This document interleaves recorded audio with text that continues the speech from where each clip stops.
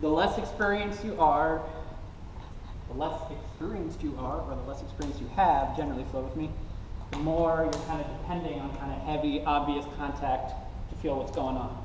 Okay, eventually, flow with me.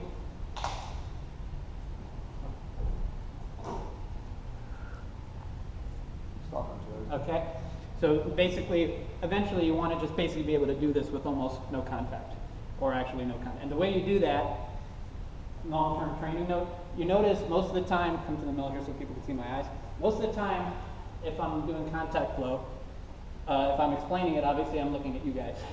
Okay, but you notice even if I'm just doing it, unless I'm like teaching, like looking at a particular thing, I'll actually be looking a bit past him. There's a reason for that. If I focus my foveal vision on what's going on, notice my body. Where's my head? Right? And my spine and everything else. Okay? If you focus your foveal vision on what's going on, a couple things happen. A, naturally, people want to get closer to what they're looking at, which can be dangerous. It totally fucks up your posture, all right? Another thing that happens is that we focus on things with our foveal vision because we want to think about them, right? Anything like when you like look directly at it, your visual cortex and everything is analyzing what's going on, labeling. That's not what we want here, right? We want to be free and just take it all in passively. So why don't we do contact flow all the time with our eyes closed? It is a good idea. Keep going. It is a good idea to do it sometimes with your eyes closed for just like a few minutes, just to make sure you're totally depending on feeling. All right. So yeah, and that's absolutely fine.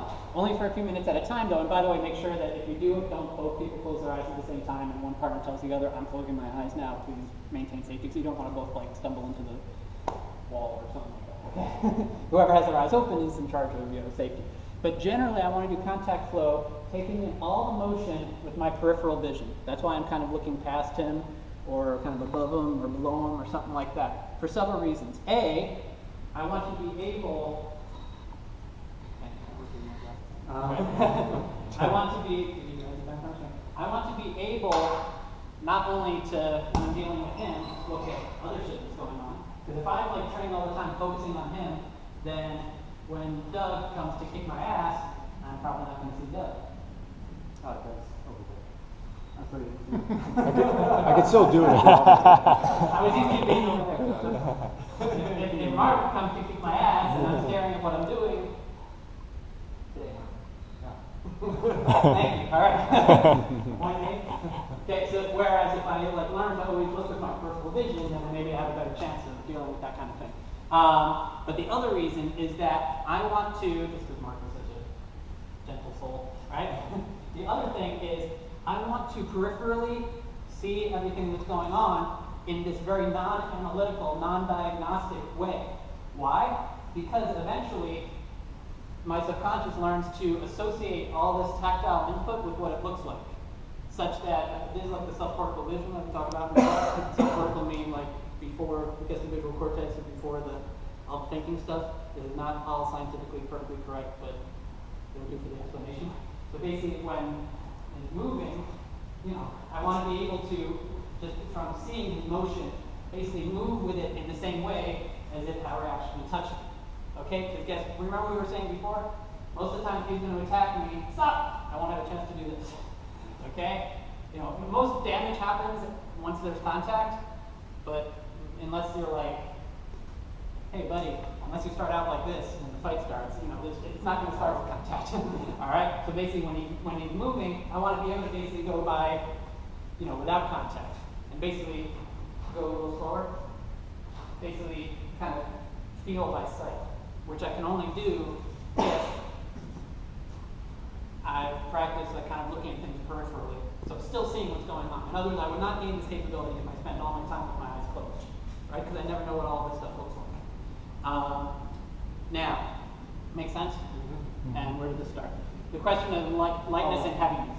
So basically, well, that kind of goes along with it. So at first you need more contact to feel it. Eventually you just want to get lighter and lighter, such that anything he does, I'm just barely with any contact.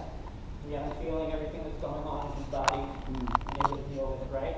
Basically, Al explained it once that you want to get to a point where he feels nothing except for stuff that hurts him or puts him off balance.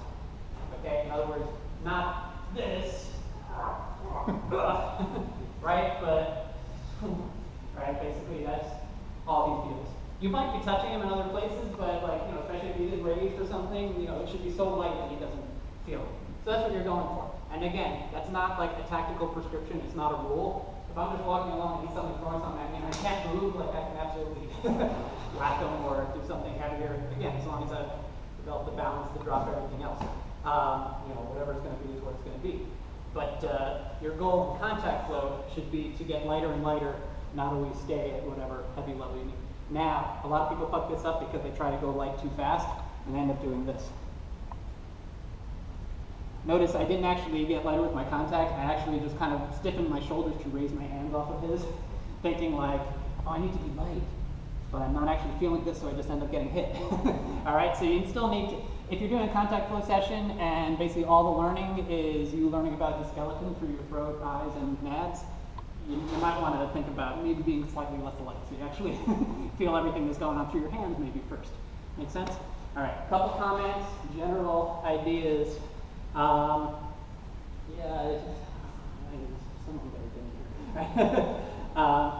When you're doing contact flow, John's refrain, like kind of his attitude, and actually what he would even say to himself, like going into real incidents, like when he was about to kick off, unavailable yet unavoidable.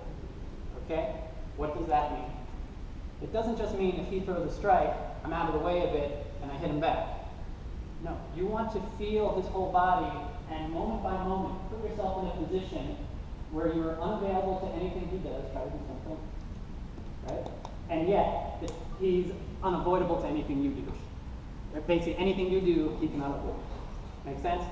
The closest analogy, if you've done Gracie Jiu-Jitsu, position before submission, right? They're all about putting you in a certain position where you're least vulnerable. So, and then, only then focusing on the submission, as opposed to trying to snatch submissions out of like thin air when you can do the same to you. You end up in foot war, ensemble class or something, right? Obviously, it's a different idea because they're doing it to a different end. They're talking about like, you know, control and submission. We're talking about disengagement and destruction. But the idea is similar. So when I'm flowing, this is what I mean before when Tim was saying like he played all D. It's not just a matter of what's he going to do and then moving. So constantly. If you notice, even when we first come together, I want to be constantly adjusting my body to be unavailable to his shit. Right? If I were right here, throw something, I'm available. Okay? If I were to not move, I'm totally available.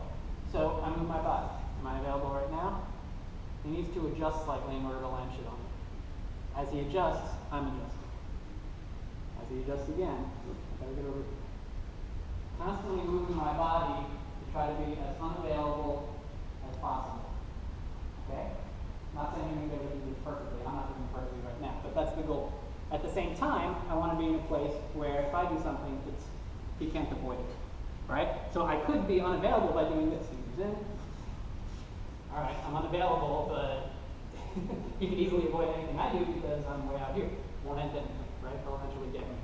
So the idea is as we flow, constantly moving my body to a place where I'm unavailable, yet unavoidable, due to whatever circumstances. It's not just the geometry, right? I'm kind of making it obvious right now for demonstration's sake, but it could be something as simple as I might be right here, but try to do something to me. Since I kind of have control of his balance, I'm actually unavailable, right? And again, the unavoidable thing might not be as obvious as, right? But it could just be something like, you know, I'm over here, and stuff can come out of nowhere. Lieutenant Colonel Allen once explained it a little more, a little less elegantly. He basically said from the very first moment, he wants to get to a place where you have no openings on him, but he has so many openings on you that he just can't even pick one, so he tries to hit all of them at the same time, or get as close as he can doing that, okay? If you work with them, you know what you're doing. All right? So, unavailable yet unavoidable. That means when you're flowing, all this motion, it's constant adjustment. It's not a matter of, okay, here I am, here comes a strike, I get out of the way, I throw my, no. It's constant adjustment of your whole body. When you get the hang of it, you want it to be such that he never has any chance whatsoever. All right? And you always want that to be the case in everyday life. You're either so far away that he can't do anything to you, and if he hasn't done it, when he's in the county or behind a column or anything, and I never know if he has one or not. So, boy, go figure, right? But, you know, that aside, he's either so far away that he can't do anything to me, or if shit's going to go down, I need to be again. Who are you hitting? All right? All right, I need to be so far, either so far away that he can't get me, or in a place where he basically can't do much. For a split second, if I just stay here and try to control him, right, do something else. Fuck, right? Okay, so it's not about controlling him. Never, basically, get out of your mind any idea that you can control the other guy, because you simply can't. But, Michael is a little bit bigger and stronger than I am. You know, to try to control my arms. Hold them tight, or whatever you need to do to control where they go. Control. Real tight, good, okay? Control.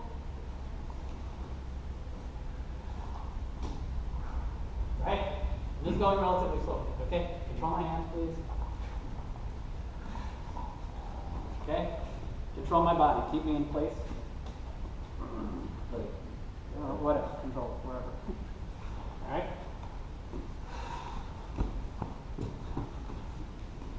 Okay? You're not going to control someone, even if you're bigger, stronger, tougher. And if I try to control him, right? Oh, fuck. It's almost like spraying my arms just trying. Okay? So get rid of any idea that you're going to control someone else. All this training is learning how to control yourself. Okay? In the training itself, it can include, you know, controlling yourself mentally, emotionally, all this stuff, with a view towards just having more and more precise control over your own body, subconscious control. Right? So not saying, I'm going to do this. No. Your conscious mind actually can't control anything. It's not fast enough. It can't think. It can't do many things at once. If a little kid tried to consciously figure out how to walk or ride a bike, you're here all day, right? But they figure it out. This is the same mechanism. We want to learn how to protect our body, not by like figuring out step by the numbers, but just getting a feel for what's going on,